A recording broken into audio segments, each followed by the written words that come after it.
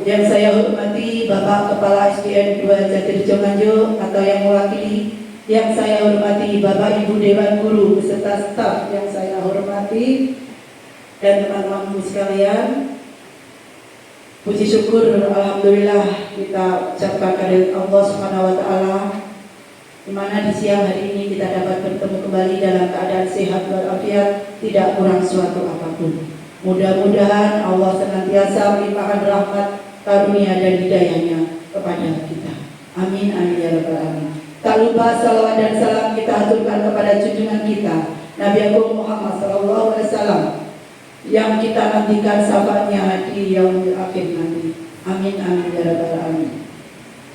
Bapak Ibu yang saya hormati, di acara siang hari ini kita nanti akan melaksanakan diseminasi budaya positif. Semoga acara di siang hari ini nanti dapat berjalan dengan lancar tanpa ada kendala suatu apapun. Amin amin ya rabbal alamin.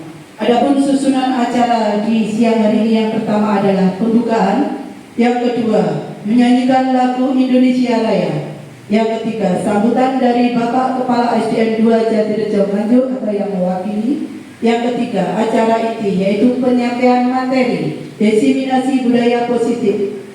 Kemudian acara berikutnya adalah refleksi, dilanjutkan doa, kemudian diakhiri dengan penutup. Marilah acara di siang hari ini kita buka dengan bacaan basmalah. Bismillahirrahmanirrahim. Terima kasih. Kita lanjutkan acara yang kedua yaitu menyanyikan lagu Indonesia Raya yang akan dipimpin oleh Ibu Indah. Kepada Bu Indah disilakan.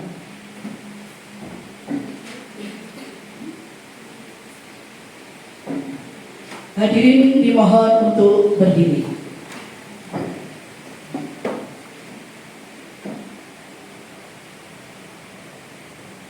Hiduplah Indonesia Raya. Indonesia tanah airku, tanah tumpah darahku. Di sanalah aku berdiri, jadi pandu hidupku. Terima kasih Bu Indah. Bapak Ibu dimohon untuk duduk kembali. Berikutnya yaitu sambutan Bapak Kepala Sekolah SDN 2 Jatirejo Nganjuk yang akan diwakili oleh Ibu Neti. Kepada panjenenganipun Bu Neti disilakan.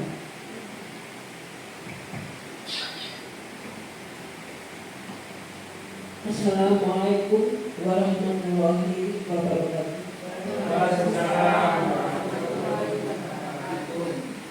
Bismillahirrahmanirrahim. Alhamdulillahirabbil alamin. Marilah senantiasa kita selalu bersyukur bahwasannya sampai dengan hari ini kita masih diberikan nikmat sehat sehingga kita bisa melaksanakan tugas kewajiban untuk menjadikan anak-anak bangsa dari anak-anak yang sukses. Hari ini Bapak Ibu adalah salah satu kegiatan di mana nanti akan menyampaikan tentang diseminasi positif, budaya positif. Diseminasi itu adalah penyebaran. Jadi bagaimana nanti guru penggerak itu bisa menjadi penggerak di dalam lembaga untuk menyampaikan, membudayakan budaya positif kepada seluruh warga sekolah agar wawasan semua warga sekolah tentang budaya positif itu menjadi betul-betul nyata. Di dalam visi-misi itu sudah tercantum budaya positif. Tetapi apakah budaya positif itu sudah diterapkan di sekolah? Dan bagaimana caranya? Dan bagaimana kontribusi Bapak Ibu? Apa yang harus dilakukan? Bagaimana menggerakkan anak-anak agar budaya positif itu betul-betul diterapkan di dalam kehidupan sehari-hari, terutama di lingkungan sekolah. Itu nanti akan disampaikan secara jelas, gamblang. Untuk itu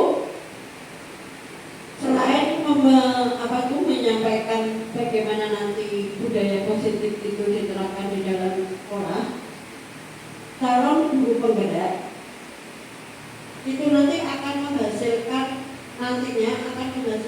guru-guru penggerak yang bisa menggerakkan komunitas belajar di sekolah, sehingga menciptakan sekolah yang positif dan bisa menjadi inspirasi atau inspirator perubahan. Harapan pemerintah adalah calon guru penggerak nantinya itu menjadi guru penggerak yang siap bergerak menyampaikan perubahan menjadi lebih baik, perubahan menjadi sekolah-sekolah yang betul-betul berkarakter, berbudaya positif. Karena kita ketahui bersama bahwa di zaman yang semakin menggila dalam arti segala aspeknya, terutama budgetnya, ini membuat anak-anak itu menjadi anak-anak yang sedikit luntur pendidikan karakternya. Jadi ini adalah tantangan berat bagi kita semua, khususnya calon guru penggerak. Bagaimana betul-betul bisa melakukan gebrakan, mengadakan perubahan yang betul-betul nyata di dalam lembaga sekolah. Ini adalah harapan dari pemerintah. Untuk itu nanti semoga para calon guru penggerak di sekolah kita bisa menjadi betul-betul guru penggerak yang betul-betul merubah wajah sekolah kita, SDN 2 Jatirejo menjadi sekolah yang unggul, tidak kalah dengan sekolah-sekolah yang sudah dari semula, dari awal sekolah penggerak. Mudah-mudahan di 1 tahun atau 2 tahun yang akan datang kita betul-betul siap menjadi sekolah penggerak. Untuk itu tidak lupa saya selalu memberikan dorongan pada teman-teman untuk menjadi guru penggerak.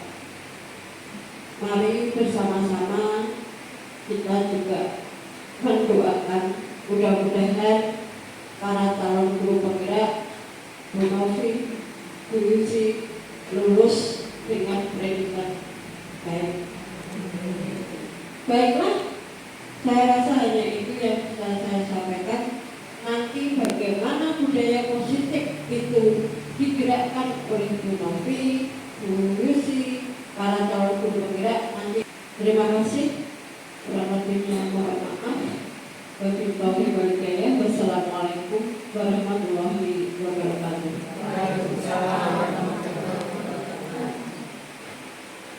Terima kasih kepada Bu Neti yang telah berkenan memberikan sambutan. Kita lanjutkan acara yang berikutnya, yaitu acara inti penyampaian materi diseminasi budaya positif. Assalamualaikum warahmatullahi wabarakatuh. Terima kasih teman-teman, Bapak Kepala Sekolah atau yang mewakili teman guru. Hari ini kita melaksanakan kegiatan diseminasi penerapan budaya positif di sekolah. Ini sebagai salah satu tugas dari kegiatan yang kami ikuti dalam kegiatan program guru penggerak angkatan 11. Mohon kerjasamanya. Di sini nanti saya akan sedikit memaparkan tentang penerapan budaya positif di sekolah. Monggo Pak Pandi dilanjutkan. Selanjutnya fasilitator kami adalah Ibu Siti Rokah Yuliatin, kemudian dengan pengajar praktik Ibu Yosana. Sedangkan saya sendiri, Bu Yusi, alhamdulillah tahun ini mendapatkan kesempatan untuk belajar dalam program guru penggerak. Lanjut Pak Pandi. yang akan kami sampaikan dalam kesempatan hari ini yaitu tentang budaya positif di sekolah. Yang seperti apa? Dalam menciptakan budaya positif di sekolah, guru tentunya perlu menerapkan berbagai nilai-nilai positif untuk menciptakan lingkungan yang nyaman untuk belajar. Nah, dalam hal ini seorang guru hendaknya mempunyai kemampuan untuk mewujudkan budaya positif di sekolah.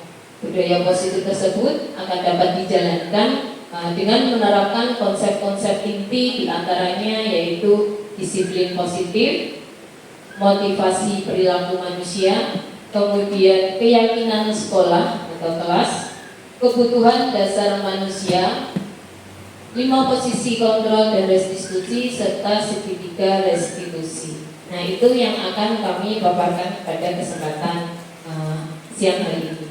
Lanjut Pak Mendi. Disiplin positif. Apa yang dimaksud dengan disiplin positif?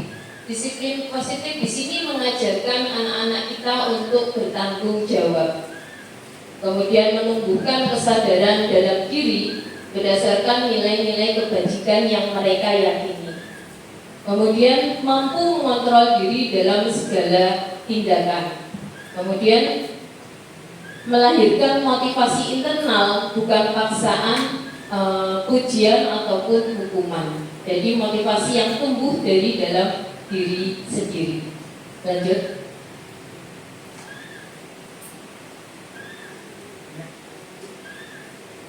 Nah, harapannya ke depannya nanti jika anak-anak kita memiliki disiplin yang positif, maka profil pelajar Pancasila terdapat dalam diri anak-anak kita.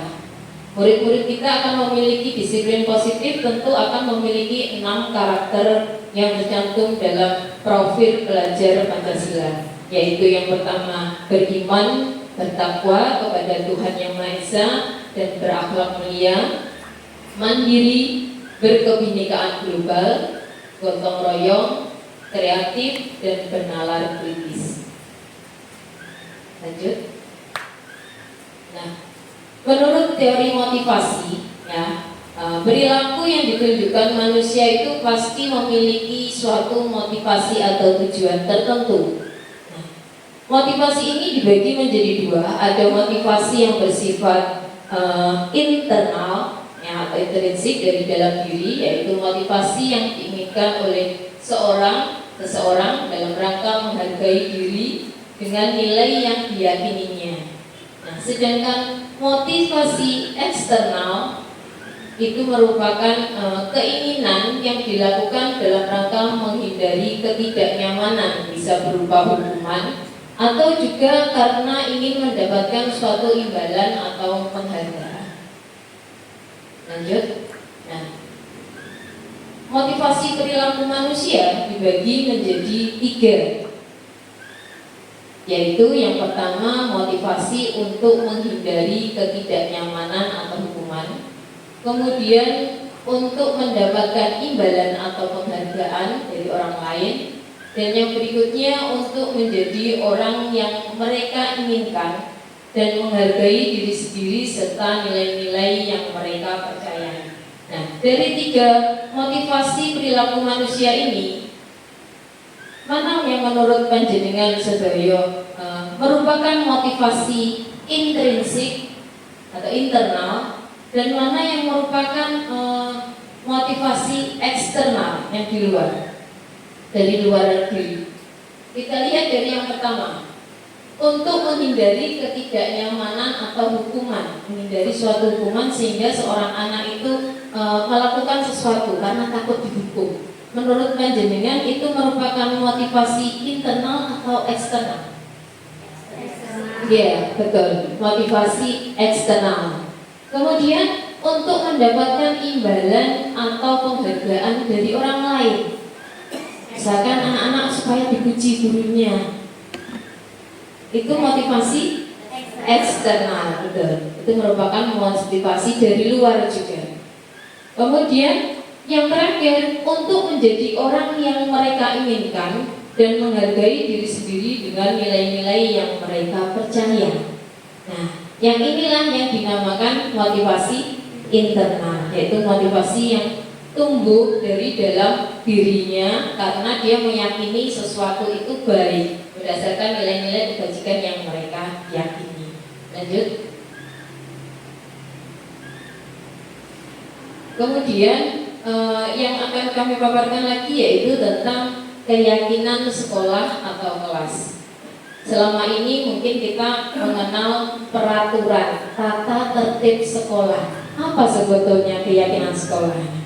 Apa bedanya dengan kesepakatan kelas?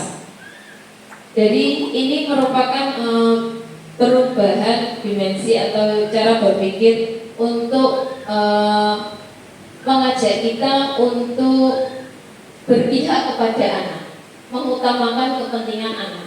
Dari mula-mula dulu zaman kita tahunya tata tertib sekolah yang kita tulisnya tidak boleh datang terlambat, harus memakai seragam lengkap. Serangkaian aturan yang bisa dikatakan kaku dan anak-anak semacam ditakut-takuti dengan aturan-aturan yang ada itu, tanpa mereka menyadari apa sebetulnya esensi dari aturan-aturan tersebut. Mereka hanya mematuhi karena takut akan sanksi atau hukuman yang akan diberikan jika mereka melanggar aturan itu. Nah, kemudian untuk bisa mengajak mereka merubah sikap dengan nilai-nilai yang mereka yakini, kita membuat kesepakatan kelas yang akhirnya nanti akan dijadikan keyakinan kelas atau keyakinan sekolah. Seperti apa? Keyakinan kelas adalah nilai-nilai kebajikan yang diyakini oleh warga kelas untuk menumbuhkan motivasi internal atau budaya positif di kelas. Nah, dalam hal ini guru berperan untuk memfasilitasi terbentuknya keyakinan kelas dengan adanya kesepakatan antara guru dengan siswa. Nah, tentu saja sekali lagi di sini peran guru sebagai manajer sangat berpengaruh. Tentunya kalau kita masuk di kelas langsung kita ajak anak-anak, ayo kita membuat keyakinan kelas. Kalau murid saya kelas 3, apa tuh Bu keyakinan kelas? Kalau kita tidak mau menjelaskan terlebih dahulu. Jadi kita mengarahkannya, kita perkenalkan dulu, kalian tahu aturan yang ada di sekolah? Apa aturan yang ada di sekolah yang pernah kamu dengar?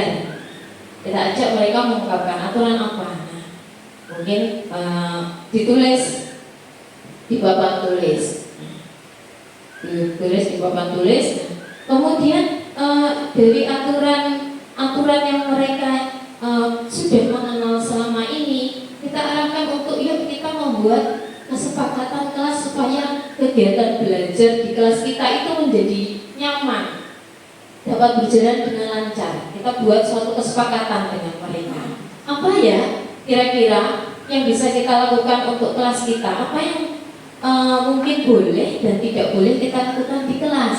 Kita buat kesepakatan. Mungkin anak-anak kita arahkan untuk berani mengungkapkan pendapatnya. Mungkin tidak boleh ramai Bu.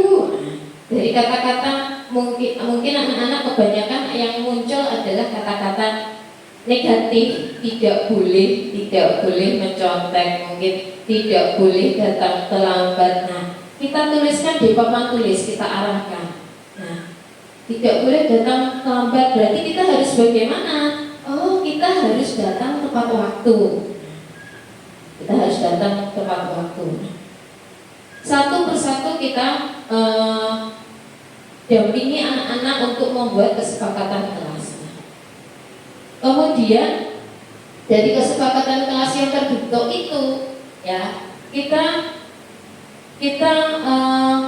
mengajak mereka untuk mengambil nilai-nilai kebajikan apa yang bisa mereka ambil. Misalkan tadi datang tepat waktu, berarti nilai kebajikannya apa ya? Kebaikan apa ya? Oh, disiplin, menghargai orang lain. Nah, seperti itu. Nah, kemudian kita arahkan anak-anak untuk membuat kesepakatan, membuat keyakinan kelas yang mereka yakini. Setelah nantinya terbentuk, kita pajang di kelas kita. Tentu saja sekali lagi guru juga contoh kesepakatan yang dibuat di kelas 3. Misalkan jaga kebersihan ruang kelas. Mari membantu kapanpun kita bisa, supaya kita arahkan mereka untuk saling tolong-menolong, saling membantu. Berbicara dengan sopan, dengan santun.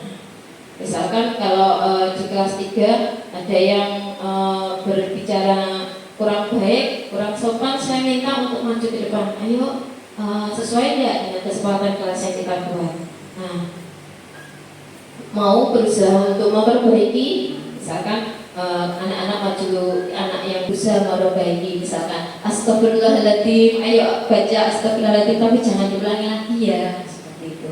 Jadi kita arahkan. Kemudian mari lakukan yang terbaik. Mari melakukan yang terbaik, termasuk misalkan dalam mengumpulkan tugas. Kalau misalkan ada tugas dari guru, ayo segera dikerjakan, segera dikumpulkan. Jangan sampai ada yang tidak mengerjakan PR misalkan. Kemudian letakkan barang pada tempatnya. Misalkan setelah selesai menyapu, meletakkan pada tempatnya. Selalu kita arahkan. Tentu saja apalagi anak-anak, kalau kita tidak mengingatkan setiap hari dan terus menerus, itu tentunya tidak akan mudah. Jadi kita biasakan anak-anak untuk meyakini apa yang sudah menjadi keyakinan kelas. Lanjut Pak Medi. Nah, kemudian sebelum ke materi selanjutnya, ada satu pernyataan.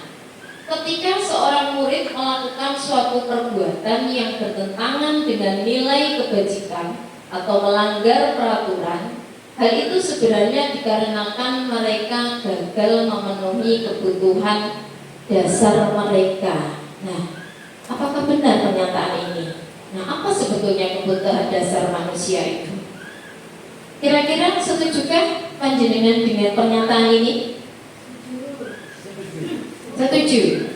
Jadi setiap tindakan pasti ada motivasinya ya. Nah, mungkin dia gagal memenuhi kebutuhan dasarnya. Nah, apa kebutuhan dasar manusia itu? Lanjut. Ada 5 kebutuhan dasar manusia. Yang pertama, bertahan hidup. Kemudian kebutuhan cinta, kasih sayang dan rasa diterima. Kebutuhan penguasaan, ingin menguasai, ingin berkuasa, saya pengen jadi ketua kelas. Nah, berarti dia ingin memenuhi kebutuhan penguasaan. Kemudian kebebasan. Mungkin kalau anak saya, Bu, sekali-sekali bermain di luar, belajar di luar. Kemudian kesenangan. Lanjut. Nah, ini ada satu contoh studi kasus. Bu Zulaika, guru wali kelas 9, sedang bingung menghadapi ulah salah satu murid di kelasnya, yaitu Tommy. Nah, ini ceritanya, beberapa anak telah mengeluhkan Tommy yang seringkali meminta bekal makan siang mereka dengan paksa. Jika Anda menghadapi situasi seperti Ibu Zulaika, apa yang Anda lakukan? Menurut Anda, kira-kira apa alasan Tommy ya ini ya, maaf ya Sandra ya, Tommy ini kok melakukan hal tersebut? Kira-kira kebutuhan dasar mana yang ingin dia penuhi dalam hal ini, dalam kasus ini? Nah, coba minta tolong diutarakan, kira-kira bisa ditulis dulu atau mungkin juga bisa nanti disampaikan.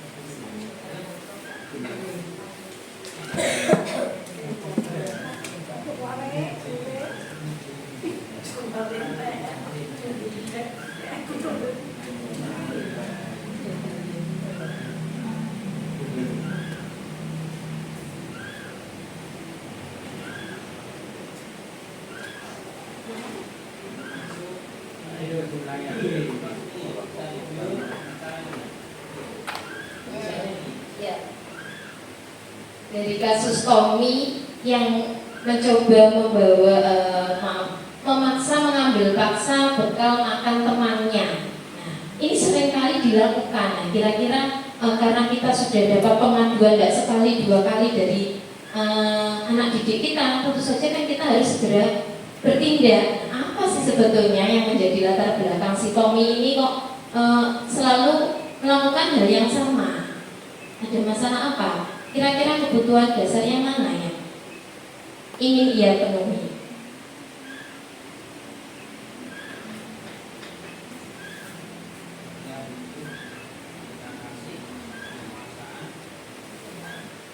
Kebutuhan dasar mana yang ingin coba dipenuhi? Kemudian alasannya apa menurut jenengan? Kenapa jenengan pilih kebutuhan besar ini loh yang ingin dipenuhi sama Tommy? Nah, alasannya apa? Sampun? Mungkin ada yang mau coba untuk mengemukakan? Ya, terima kasih Bu Yusi. Monggo Pak Pras ini. Monggo, Bu Novi dulu tidak apa-apa. Ya, Setelah itu baru Pak Pras. Studi kasus yang dilakukan Bu Zulaika menurut saya kebutuhan Tommy yaitu kebutuhan bertahan hidup. Menurut saya karena dia seringkali meminta bekal makan siang temannya ya, dengan paksa. Mungkin di rumahnya ibunya belum menyiapkan bekal, jadi dia meminta ke temannya. Kemudian yang kedua karena mungkin dia ingin mencoba bekal milik temannya. Mungkin seperti itu Bu Yusi. Oke, terima kasih Bu Novi. Jadi menurut Bu Novi yang dominan adalah ingin memenuhi kebutuhan bertahan hidup. Oke, karena tidak dibawakan bekal. Monggo Pak Pras. Saya ingin menambahkan dari Bu Novi. Kalau saya masuk kategori ke penguasaan. Penguasaan, silakan Pak. Alasannya karena dia sering melakukan hal itu. Karena keseringan dia akhirnya ingin diberhentikan untuk kemungkinan untuk menjadi anak nomor 1 di kelas itu. Ingin berkuasa. Ingin berkuasa. Oke, bisa. Oke. Terima kasih. Terima kasih Pak Pras. Monggo mungkin yang lain punya pendapat berbeda.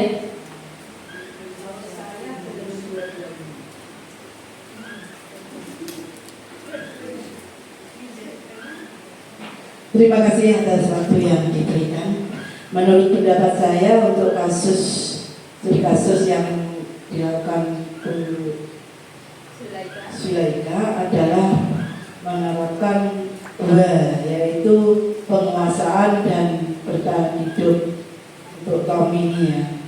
Karena yang pertama seperti yang diaturakan Pak Pras kalau mau, benar dia ingin menjadi anak yang berkuasa dan disegani dalam komunitas itu. Yang kedua karena mungkin ia tidak dibekali membekal tadi atau dia pengen merasakan yang milik temannya, bagaimana toh, jadi merasakan satu persatu.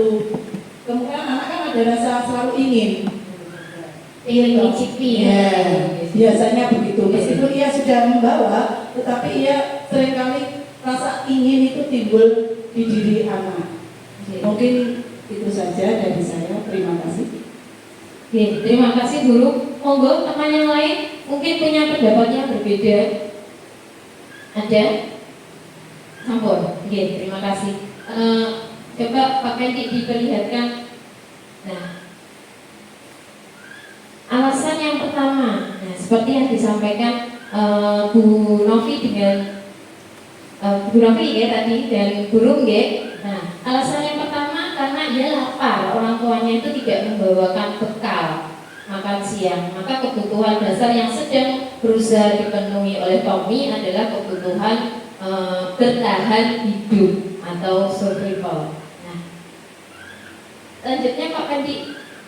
Nah, tapi bisa juga karena ia ingin merasa senang, ingin diperhatikan temannya, ingin jadi memperhatikan dia teman-temannya. Ketika temannya melaporkan tindakan itu pada gurunya dan gurunya memberitahu orang tuanya, sehingga orang tuanya jadi memperhatikan dia. Nah, maka kebutuhan dasar yang sedang ia ingin penuhi yaitu kebutuhan kasih sayang dan rasa diterima. Nah, jadi dia berulah supaya diperhatikan temannya, diperhatikan gurunya, kemudian juga diperhatikan orang tuanya. Kalau sampai itu hal tersebut dilaporkan kepada orang tuanya. Lanjut. Nah, bisa juga alasannya karena ingin memenuhi kebutuhan dasar yaitu kekuasaan atau penguasaan seperti yang disampaikan Pak Pras tadi. Karena temannya jadi takut dengan dia dan menuruti keinginannya. Maka sebetulnya Tommy di sini ingin memenuhi kebutuhan dasar yaitu kekuasaan. Nah, lanjut. Bisa juga karena dia ingin suatu kebebasan. Karena dia merasa bosan dengan bekal makanan yang dibawakan ibunya, seperti yang disampaikan guru tadi, ingin mencicipi. Ya, karena ibunya selalu membawakan bekal yang sama. Oleh karena itu dia ingin mencoba makanan teman-temannya yang beraneka ragam. Maka Tommy sedang berusaha memenuhi kebutuhannya yaitu kebebasan. Lanjut. Bisa juga karena ia ingin melakukannya karena iseng saja. Nah, karena ingin menikmati ekspresi wajah teman-temannya yang besar. Tentunya kan teman-temannya akan marah kalau diganggu, makanannya direbut atau mungkin malah justru diambil ya. Nah, jadi dia merasa iseng saja. Jadi kebutuhan yang sedang berusaha ia penuhi yaitu kebutuhan akan kesenangan. Nah, jadi motivasinya ingin memenuhi kebutuhan dasar yang mana tergantung anak tersebut setelah nanti kita melaksanakan restitusi atau melaksanakan pendekatan kepada anak tersebut. Kenapa? Apa sebetulnya yang menjadi alasannya? Jadi alasannya semuanya kelimanya bisa saja masuk. Bisa saja karena ingin bertahan hidup, karena ingin bersenang-senang, karena ingin mendapatkan penguasaan, ingin kebebasan, atau mungkin membutuhkan rasa kasih sayang. Nah, coba ngantuk kados iki. Yuk kita main dulu. Berpasangan bisa gini. Berpasangan. Nah, kata kuncinya biar berdiri tidak apa-apa, biar semangat, tidak ngantuk. Nah, jam rawan gini, rawan sekali.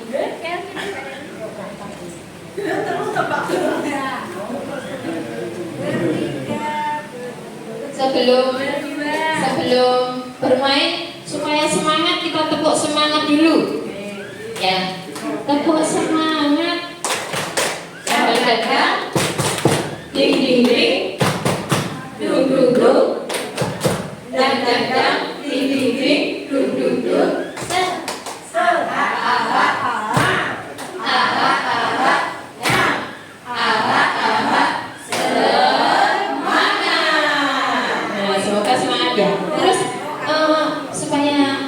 Fokus ini ada 3 kata yang harus diperhatikan: jauh, dekat, tangkap. Jauh, dekat, tangkap.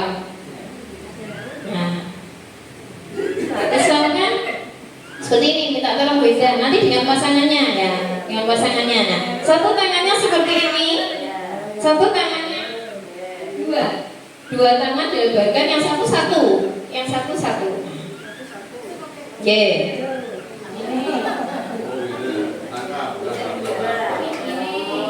Beda tangan 2, ini contoh dulu ya. Beda tangan 2, Bu Nurul tangan 1. Misalkan saya bilang dekat, tangannya mendekat. Yang dua tangan mendekat. Kedap. Bu Winda kesini, Bu Winda. Nah, kesini ya supaya kelihatan. Nah, kalau misalkan saya menyampaikan dekat, ini mendekat. Jauh, ini Jauh.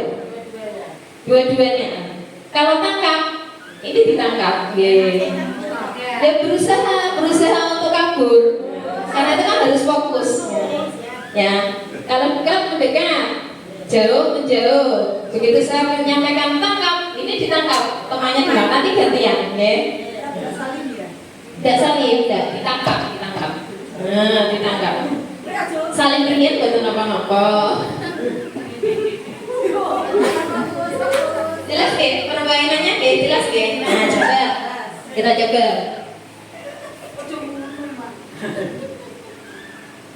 Ini tapi posisinya di tengah dia, jangan jauh-jauh, tetap di tengah-tengah kedua tangan temannya. Ya tetap guru munajat guru. Wido buatan nyopot.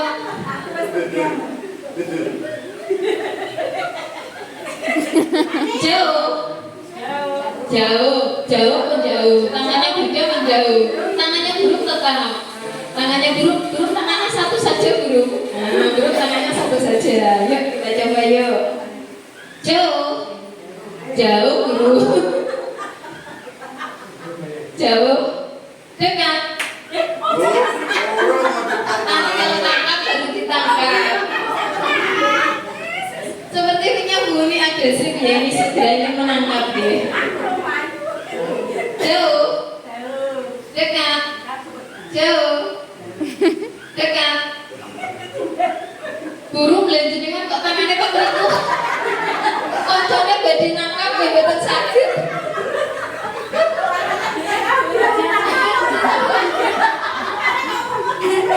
Kok ajine video mujine apa?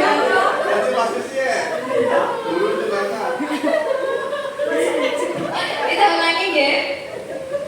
Jauh. Dekat. Dekat guru. Jauh. Atau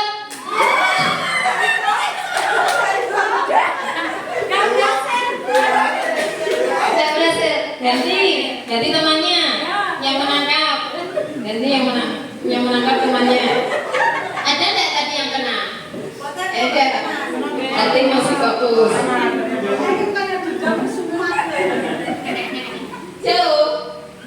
Jauh. Dekat. Jangan terlalu dekat guru. Dekat guru. Jauh. Dekat. Jauh. Tangkap. Kena ya.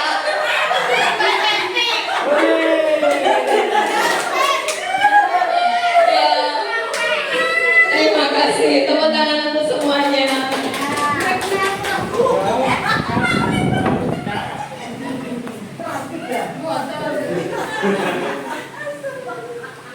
Terima kasih. Lanjut Pak Banjar. Ya. Pernah mendekat saya loh ya. Kita lanjutkan. Yang berikutnya yang ingin saya sampaikan yaitu tentang posisi kontrol. Kita sebagai seorang pendidik ada 5 posisi kontrol dan restitusi. Yang pertama, guru sebagai penghukum. Kemudian yang kedua, guru sebagai pembuat rasa bersalah. Yang ketiga, guru sebagai teman. Yang keempat, guru sebagai pemantau. Yang kelima, guru sebagai manajer. Lanjut Pak Fendi. Kita ikuti video berikut ini. Contoh 5 posisi kontrol dan proses restitusi. perjalanan seorang pendidik agar dapat mengenali dirinya. Pada video kali ini, kita akan membahas tentang 5 posisi kontrol yang dikembangkan oleh Diane Gosser dan contoh penerapannya.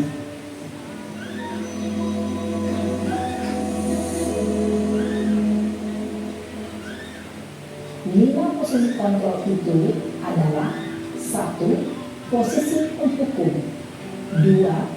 Posisi pembuat merasa bersalah. 3. Posisi teman. 4. Posisi pemantau atau monitor. Dan 5. Posisi manajer. Untuk lebih memahami kelima posisi tersebut, mari kita saksikan kasus Naren yang terlambat hadir 20 menit di sekolah. dan melihat bagaimana kelima posisi kontrol dalam menghadapi masalah tersebut.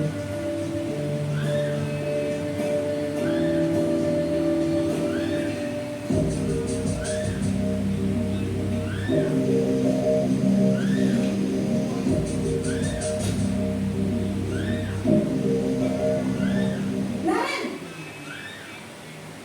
sini kamu. Selamat pagi Bu. Selalu terlambat. Kamu deh, pasti terlambat. Maaf Bu, saya Apa? Apa coba? Alasan kamu apa lagi? eh, Kapan sih kamu tidak terlambat? Malas sekali ya kamu jadi anak. saya Dasar pemalas. Gak kapok-kapok sih kamu. Sudah berapa kali terlambat? Sana, kamu keliling lapangan basket 2 kali. kenapa saya harus di lapangan basket Bu? Kenapa? Kamu nolak ibu. Berani-beraninya jawab. Sudah terlambat, masih berani jawab pula. Sekarang, keliling lapangan basket 5 kali sekalian. Biar kapok. Cepat. Pergi sana ke lapangan basket. Posisi penghukum biasanya berbicara dengan nada tinggi, menghardik, menunjuk-nunjuk, menyakiti, dan menyindir. Hukuman bisa berupa fisik maupun psikis. Ibu dan bapak guru hebat. Dampak yang terjadi pada murid ketika guru berada pada posisi penghukum adalah murid cenderung akan memberontak, bahkan menyimpan dendam.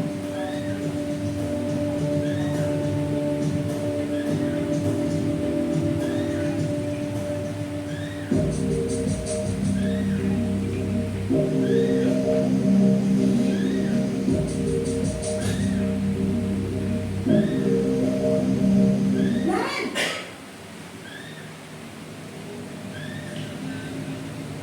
Selamat pagi Bu. Naren. Kamu kenapa terlambat lagi, nak?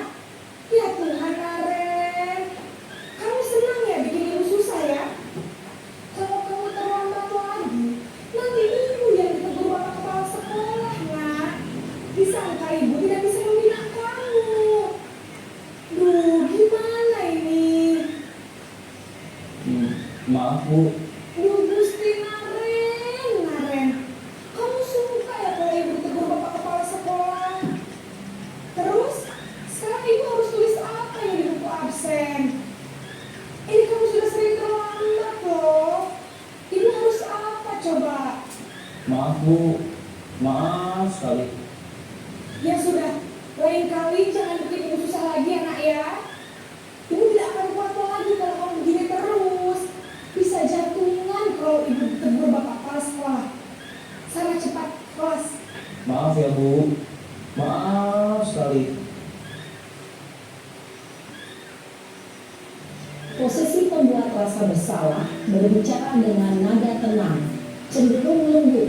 Namun kata-kata yang diutarakan membuat murid merasa menjadi orang yang gagal, memandang buruk dirinya sendiri, merasa tidak berharga, dan tidak sanggup membahagiakan orang lain. Ketika guru mengambil posisi pembuat rasa bersalah, murid akan menganggap dirinya yang bersalah dan ia akan menyimpan emosi negatif tersebut di dalam dirinya.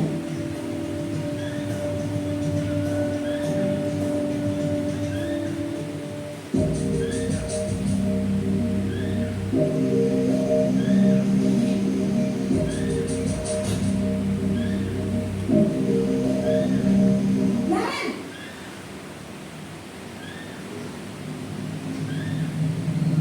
Selamat pagi Bu. wah, sudah jam berapa ini nak? Terlambat lagi ya sayang. Iya Bu, habis ibu saya lupa bangunkan saya Bu. Kamu malah menyalahkan ibu kamu. Kamu bukannya anak yang larinya paling kencang. Kok terlambat sih? Iya Bu, saya memang terlambat bangun tadi. Jadi biarpun saya lari kencang, tetap gak kencang Bu. Ya sudah sana. Nanti lain kali larinya lebih kencang lagi ya. Biar gak terlambat lagi. bikin seneng ibu demi ibu. Bisa kan? Bisa lah Bu. Ya sudah, sana masuk kelas. Ibu beresin urusan absen kamu. Kamu ini ada-ada saja. Dalam posisi teman, guru berbicara dengan nada suara ramah, akrab, cenderung bersenggah gurau untuk menjaga suasana tetap santai. Murid akan merasa senang, aman, dan akrab dengan guru. Identitas yang tercipta adalah identitas sukses atau berhasil. Namun, perlu diingat, karena ini masih dorongan eksternal, maka ada faktor ketergantungan dari murid kepada orang tertentu. Di sini, guru absennya, sehingga di lain waktu, murid bisa berperilaku baik, namun hanya kepada orang-orang tertentu saja.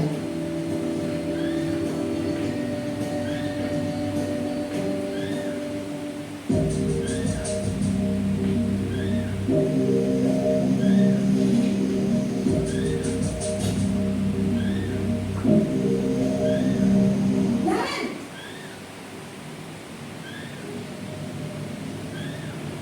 Selamat pagi Bu.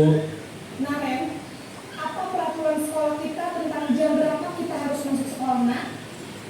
Kita harus di sekolah jam 7 Bu. Iya betul, sekarang sudah jam 7.20. Naren sudah tahu konsekuensinya jika terlambat hadir. Paham Bu. Saya harus tinggal kelas pas jam istirahat selama 20 menit. Iya benar, konsekuensinya demikian. Jadi nanti jam 9.30 pas istirahat, kamu harus tinggal di kelas, kerjakan tugas tambahan untuk ketertinggalan kamu, ya?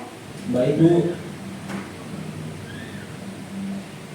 Posisi pemantau mengandalkan penghitungan atau data untuk mengontrol murid.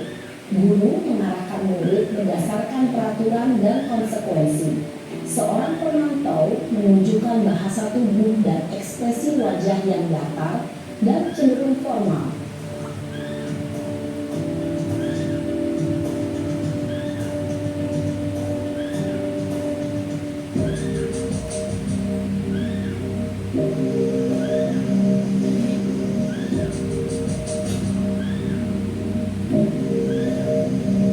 Naren,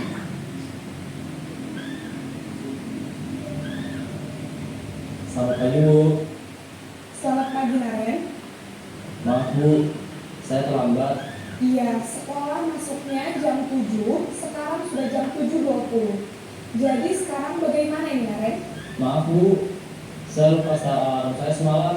Baiklah, menurut kamu, keyakinan sekolah yang mana yang perlu kamu tingkatkan? Menghargai diri sendiri dan orang lain mungkin ya Bu. Setuju. Jadi, apakah Naren meyakini prinsip saling menghormati tersebut? Iya Bu, saya meyakininya. Apakah Naren bersedia memperbaiki masalah keterlambatan ini? Bersedia Bu. Bagaimana kamu akan perbaiki masalah keterlambatan ini? Saya akan coba untuk tidak lupa menyetel alarm saya Bu. Baik, kalau Naren lupa menyetel alarm di rumah, ada orang yang kira-kira bisa bantu mengingatkan tidak? Ada Bu, kakak saya, Kak Emma. Ada lagi selain Kak Emma? Selain Kak Emma, ada ibu saya. Baik, jadi yang mengingatkan Naren adalah Kak Emma dan ibu kamu ya? Kira-kira akan mulai start alarm kapan nih Naren? Setelah pulang sekolah, akan segera saya lakukan. Baik, jadi Naren akan setel alarm untuk bangun besok pagi dan akan diingatkan oleh kakak dan ibunda Naren ya.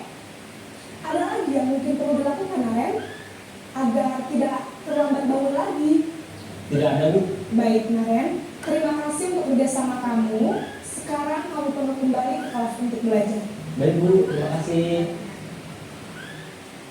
Posisi manajer adalah posisi kontrol yang disarankan untuk membimbing murid memiliki sikap disiplin yang positif, yaitu murid yang mandiri, bertanggung jawab, dan dapat memecahkan masalah. Tujuan dari posisi ini adalah agar murid dapat berefleksi atas tindakannya. Guru akan dengan tulus memberikan pertanyaan-pertanyaan bermakna, sehingga membuat murid dapat belajar dari kesalahannya dan mencari sebuah solusi untuk menyelesaikannya. Ibu dan Bapak guru hebat, setelah mengamati adegan kelima posisi kontrol tadi, kira-kira posisi mana yang paling ideal? Posisi mana yang dapat menunjang motivasi intrinsik murid? Ya, tentu posisi manajer. Posisi ini memang posisi ideal yang ingin dituju setiap pendidik. Pada posisi inilah, guru dapat menerapkan disiplin positif yang berpihak pada murid, yang memerdekakan murid. Perjalanan seorang pendidik tentunya tidak mudah untuk sampai pada posisi seorang manajer. Namun, tujuan kita pasti, yaitu menciptakan murid-murid yang mandiri, merdeka, dan bertanggung jawab.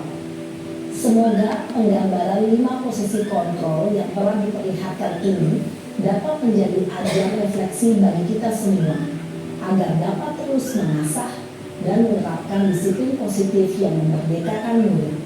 Mari terus berlatih dan bersemangat. Selamat menerapkan. Salam dan bahagia Ibu dan Bapak guru hebat.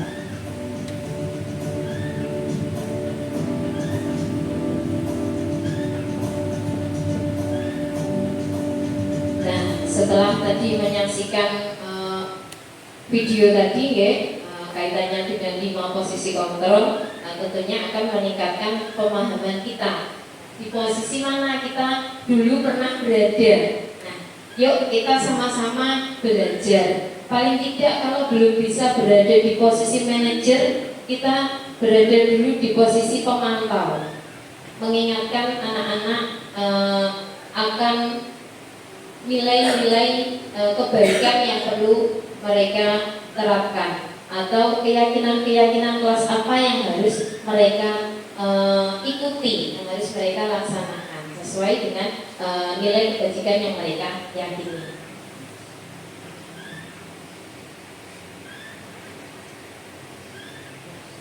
Dalam materi selanjutnya yaitu restitusi. Restitusi merupakan proses menciptakan kondisi bagi murid untuk memperbaiki kesalahan mereka, seperti yang dilakukan dalam posisi manajer tadi.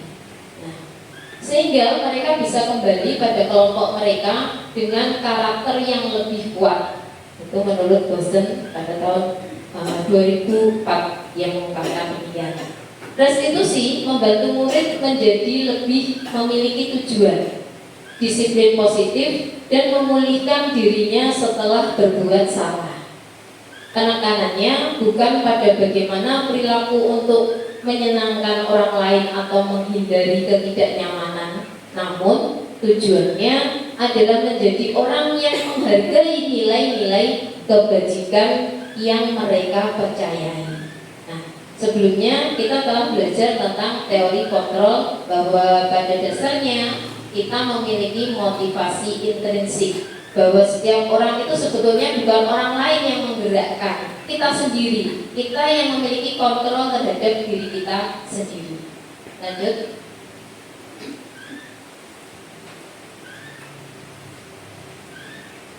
Tahapan dalam segitiga restitusi yaitu yang pertama menstabilkan identitas, kemudian yang kedua validasi tindakan yang salah, kemudian yang ketiga menanyakan keyakinan. Nah, mungkin sebetulnya dalam kehidupan kita sehari-hari, sebetulnya dalam menangani suatu permasalahan kita juga telah melaksanakan segitiga restitusi ini, tapi mungkin menanyakan keyakinan yang belum. Ketika kita menyelesaikan suatu permasalahan anak-anak, kan tentunya kita menanyai mereka apa sebetulnya yang terjadi, apa yang menyebabkan misalkan seseorang anak itu marah misalkan, kita tanyai, tapi kita belum sampai pada menanyakan keyakinan. Lanjut. Tahapan pertama dalam segitiga restitusi yaitu menstabilkan identitas. Menstabilkan identitas ini dilakukan berdasarkan prinsip bahwa membuat kesalahan adalah bagian dari suatu proses pembelajaran yang nantinya akan menggeser identitas gagal menjadi identitas sukses. Nah, tentu saja setiap orang tentu pernah berbuat salah. Namun bagaimana kita berusaha untuk memperbaikinya. Lanjut. Yang berikutnya, validasi tindakan yang salah. Dalam hal ini, validasi tindakan yang salah dilakukan berdasarkan prinsip bahwa setiap perilaku berupaya untuk memenuhi suatu kebutuhan tertentu. Kita ingat 5 kebutuhan dasar tadi. Sehingga guru ataupun orang tua akan bergeser dari pemikiran stimulus respon menjadi proaktif, serta akan lebih mengenali dan mengakui kebutuhan murid atau anak. Jadi sebetulnya segitiga restitusi ini tidak hanya bisa kita terapkan di sekolah, namun mungkin bisa kita terapkan di rumah dengan anak-anak kita. Oke, lanjut. Yang ketiga yaitu menanyakan keyakinan. Menanyakan keyakinan dilakukan dengan memberi pertanyaan-pertanyaan bermakna kepada murid atau anak untuk memunculkan motivasi secara intrinsik sehingga ia mampu mengkaitkan keyakinan dengan tindakan yang salah. Lanjut. Nah, ini contoh segitiga restitusi yang saya terapkan di kelas saya. Kasus satu ini yang saya contohkan di sini. Radit, siswa kelas 3 SD Negeri 2 Jatirejo, sering berselisih paham dengan temannya. Jika sudah marah, Radit tak segan memukul temannya. Suatu ketika, Aro, teman sekelasnya, mengejek Radit. Kemudian, Radit marah dan memukul punggung Aro dengan keras sampai teman-temannya kaget. Bu Yusi, wali kelas 3, yang mendapat pengaduan dari siswanya, kemudian meminta Radit tinggal sebentar saat jam pulang sekolah. Nah, untuk menanyakan alasan pada Radit kenapa melakukan hal tersebut.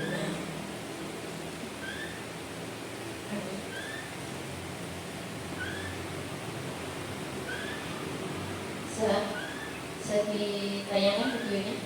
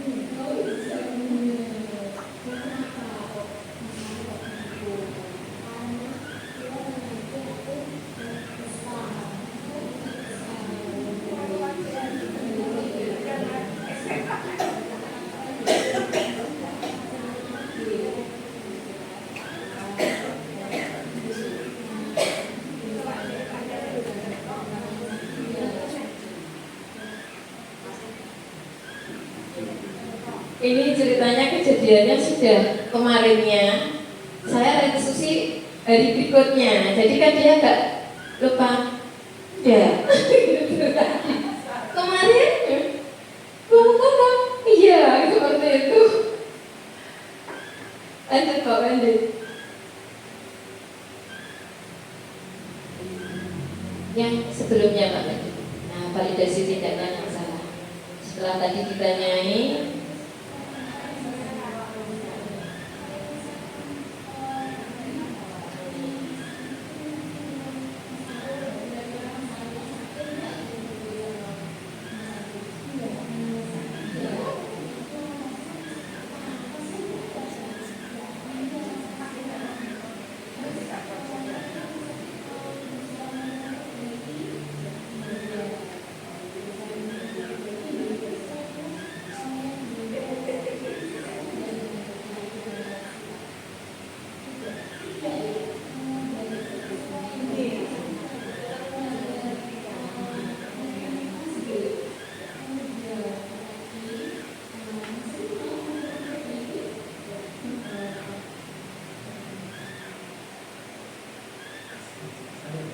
lanjut ke menanyakan keyakinan, tahapan yang ketiga.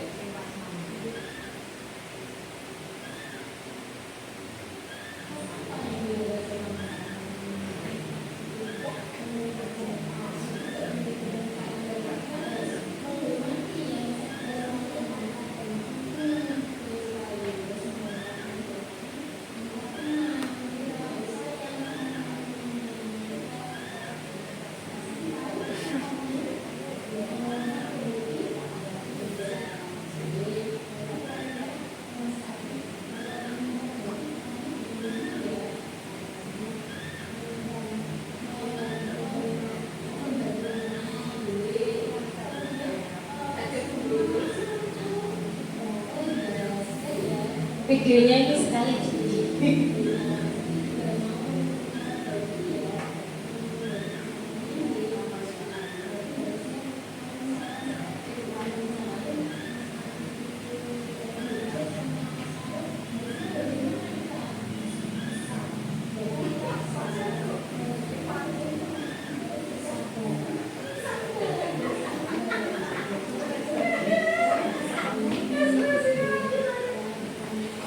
Lucu ya anak-anak itu.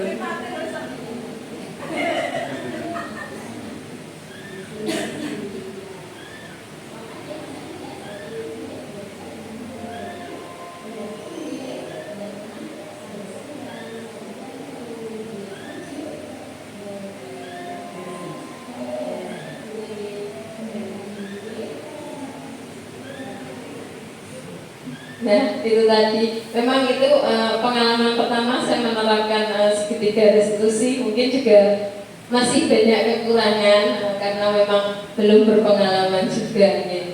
Jadi itu kurang lebihnya segitiga restitusi yang pernah saya laksanakan dengan tahapan menanyakan, kemudian validasi tindakan yang salah dan menanyakan keyakinan. Lanjut. Nah, itu tadi yang ingin saya sampaikan pada kesempatan diseminasi kali ini tentang budaya positif yang ada di sekolah kita. Tentunya saya tidak bisa sendiri, selalu membutuhkan dukungan juga kerjasama serta kolaborasi dari teman-teman semua. Mari kita budayakan disiplin positif di sekolah kita untuk mengacu pada pendidikan yang berpihak kepada anak. Nah, tentunya kita bisa saling mendukung, saling berbagi pengalaman. Ini tadi sedikit pengalaman saya, mungkin bermanfaat, bisa dijadikan pengalaman, ambil yang baik saja, mungkin yang kekurangannya jangan dilibatkan, jangan diikutkan, diambil sisi baiknya saja. Itu tadi. Terima kasih teman-teman. Sebelum mengakhiri ini nanti bisa ditempelkan ya untuk menurut panjenengan studi kasusnya tadi ya. Kemudian untuk menutup saya minta dibuatkan refleksi menurut panjenengan sedoyo, apa yang menarik dari kegiatan diseminasi budaya positif yang kita laksanakan hari ini. Monggo dituliskan di sticky note ini.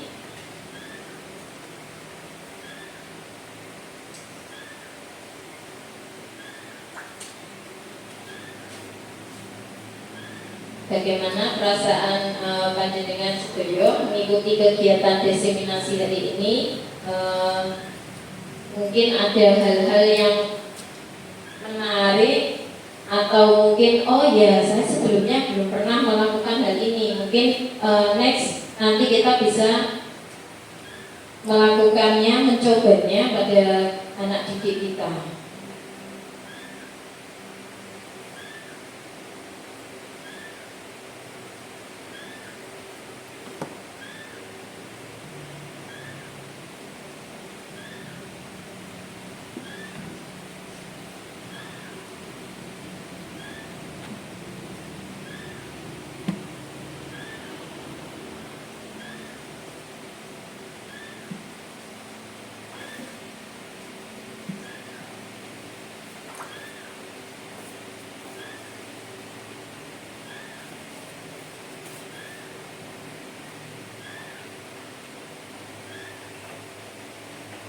Monggo yang sudah bisa didaftarkan. Yang pertama tadi untuk studi kasusnya, yang berikutnya yaitu refleksi.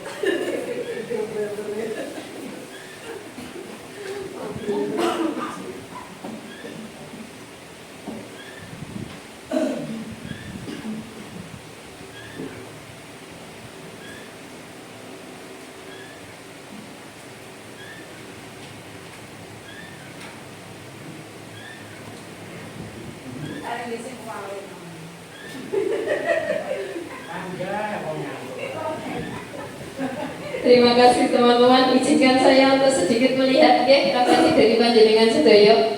Yang pertama, senang sekali sangat jelas penjelasan Bu Yusi dari penerapan budaya positif di sekolah. Terima kasih. Kemudian sangat menarik menambah pengetahuan dan pengalaman dalam mendidik anak-anak. Kita sama-sama belajar ya. Perasaan saya sangat senang karena dengan mengikuti kegiatan ini bisa mengetahui cara-cara mengatasi anak-anak ya. Yang berikutnya, saya senang dengan bisa mengikuti kegiatan diseminasi positif kali ini. Alhamdulillah dapat ilmu baru bagaimana menghadapi masalah-masalah peserta didik di sekolah dengan tepat. Sip. Kemudian kegiatan hari ini sangat luar biasa. Kita sebagai guru menjadi paham di mana sebenarnya posisi kita pada anak. Ya, kita sama-sama belajar. Karena mungkin sebelumnya kita belum pernah di posisi ini ya. Kemudian alhamdulillah dengan kegiatan diseminasi budaya positif ini menambah pengetahuan yang jadinya belum paham menjadi mengerti ya, betul. Alhamdulillah saya merasa senang pada akhirnya bisa tahu cara menangani peserta didik dengan benar dan tepat ya. Kemudian merasa senang karena mendapatkan ilmu yang baru tentang budaya positif di mana di dalamnya banyak mencakup tentang kebutuhan anak dan bagaimana posisi guru untuk menghadapi permasalahan yang terjadi. Kemudian perasaannya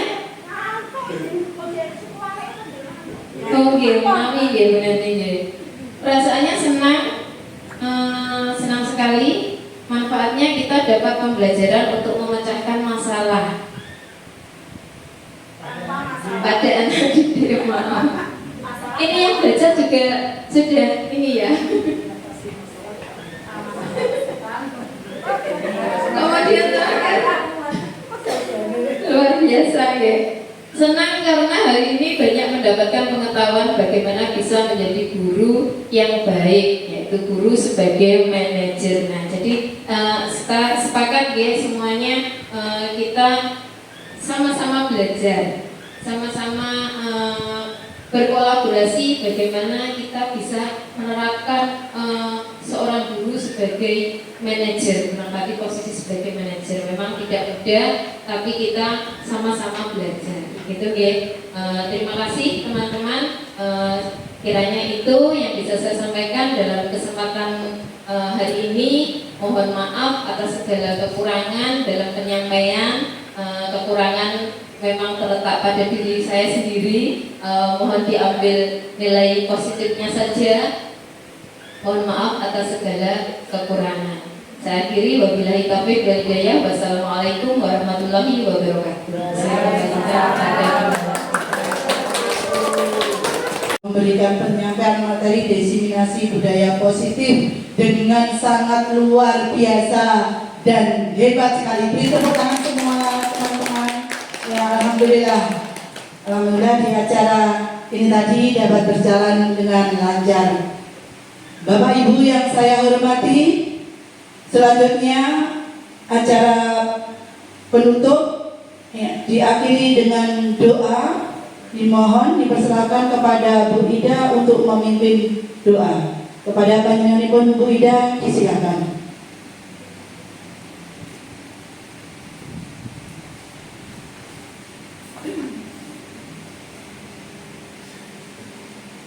Assalamualaikum warahmatullahi wabarakatuh. Mari Bapak Ibu semua kita mau berdoa.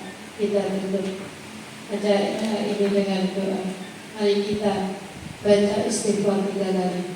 Astaghfirullahaladzim, Astaghfirullahaladzim, Astaghfirullahaladzim. A'udzu billahi minasyaitonir rajim. Bismillahirrahmanirrahim.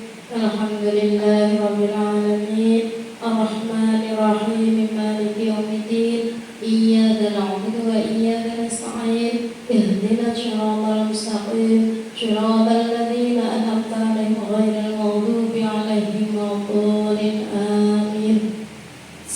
Bismillahirrahmanirrahim. Allahumma anta salam wa minka salam wa ilaika ya'udu salam wa hayyina rabbana bisalam wa adkhilna jannata dar salam. Tabarakta rabbana ya dzal jalali wal ikram. Allahumma inna nas'aluka salamatan fid dini wa afiatan fil jasadi wa ziyadatan fil ilmi wa barakatan fil rizqi wa taubatan qabla al-maut wa rahmatan indal maut wa maghfiratan ba'da al-maut. Allahumma hawwin 'alaina fi sakaratil maut wan najata minan nar wal 'afwa 'indal hisab. Rabbana la tuzigh qulubana ba'da idh hadaytana wa hab lana min ladunka rahmatan innaka antal wahhab. Rabbana atina fid dunya hasanah wa fil akhirati hasanah wa qina adzabannar. Rabbi ighfirli warhamhuma kama rabbayani shaghira. Walhamdulillahi rabbil alamin. Wassalamualaikum warahmatullahi wabarakatuh.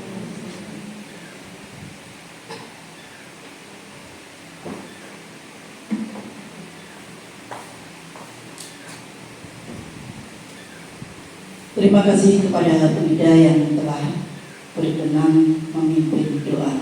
Bapak Ibu yang saya hormati, tibalah pada akhir acara yaitu penutup.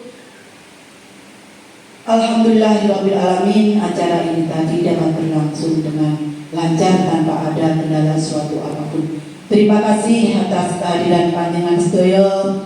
Mohon maaf apabila ada kata-kata dari saya yang kurang berkenan. Wabillahi taufiq wal hidayah wa ridha wa inayah. Wassalamualaikum warahmatullahi wabarakatuh.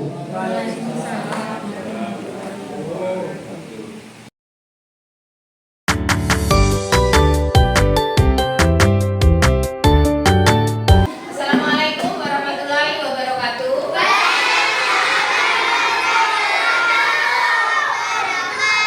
Kelas? Yes, yes. Are you ready? Yes, I am ready. Kelas 3?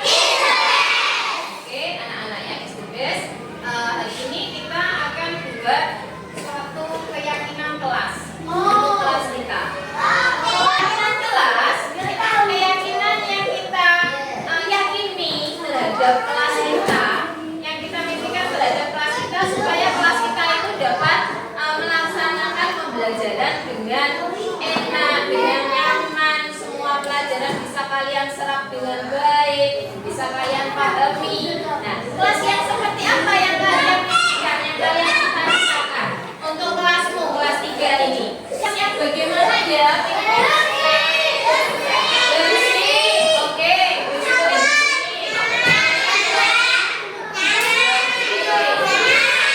nyaman. Kemudian apa lagi ya? Apa? Rukun, dengan temannya rukun, gak ada tukaran. Apa lagi? Saling berbagi. Saling berbagi. Apa lagi yang kalian tidak membuli.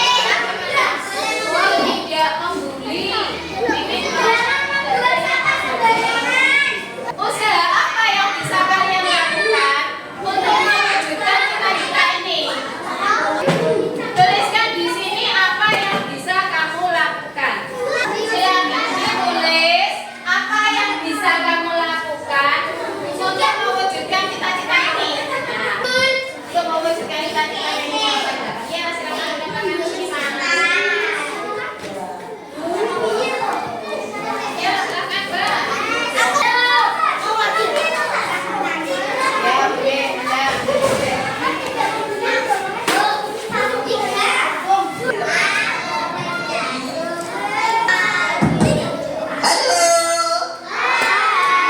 Nah, kita lihat di sini. Tadi sudah Bu Isi kelompokkan berdasarkan usaha-usaha yang sama. Misalkan tadi cita-citanya ingin kelasnya bersih, usahanya datang lebih awal, mengerjakan piket, ya, melaksanakan piket, datang waktu piket lebih awal, membuang sampah pada tempatnya. Kita harus menjaga kebersihan.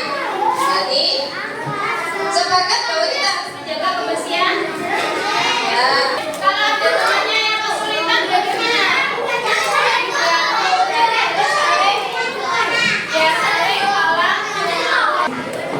Coba dilihat apakah bisa disepakati bersama, kita laksanakan bersama.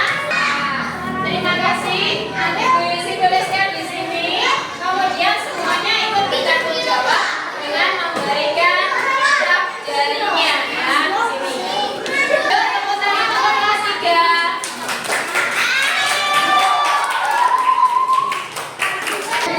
Kalian sebagai anggota kelas 3, oke?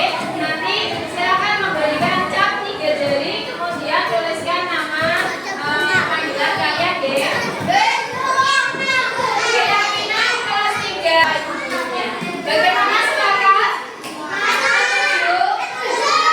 Nanti bergantian memberikan cap 3 jari di depan ya. Mulai dari sini. Barang mana?